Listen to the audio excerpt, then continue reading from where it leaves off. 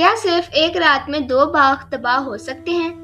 ایک شخص جس کے پاس انگور کے 2 شاندار باغ تھے، کھجوروں کے درخت تھے، درمیان میں سرسبز کھیت تھے، نہریں بہتی تھی، بے شمار دولت تھی اور لوگ اس کی خوشحالی کی مثالیں دیتے تھے، لیکن پھر صرف ایک رات میں سب کچھ ختم ہو گیا۔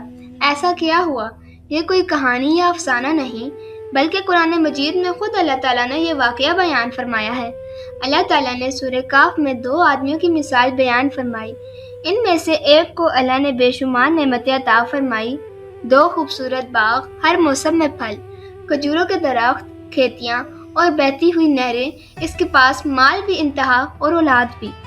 دوسرا شخص اتنا مالدار نہیں تھا، لیکن اس کا سب سے بڑا سرمایہ ایمان تھا۔ وہ اللہ کا شکر گزار بندہ تھا۔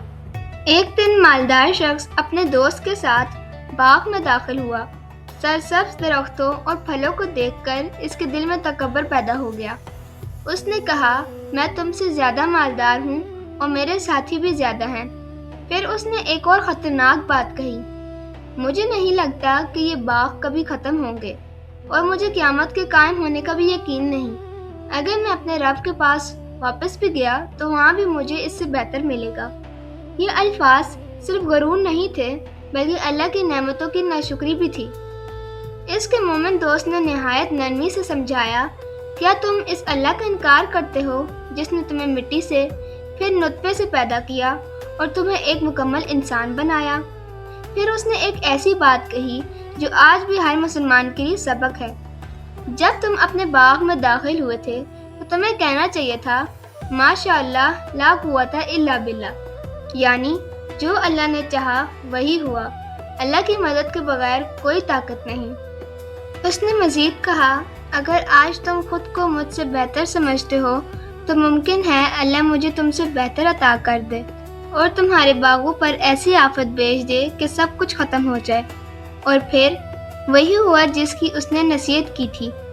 اللہ کا حکم آیا اور ایک ہی رات میں وہ سرسبز باغ ویران ہو گئے، نہریں خشک ہو گئیں، کھیت تباہ ہو گئے اور پھل ختم ہو گئے۔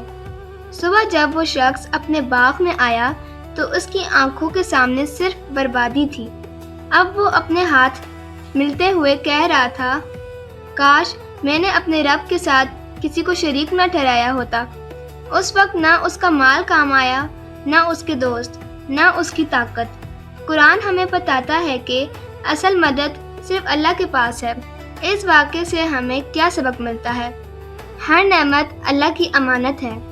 مال پر کبھی غرور نہیں کرنا چاہیے۔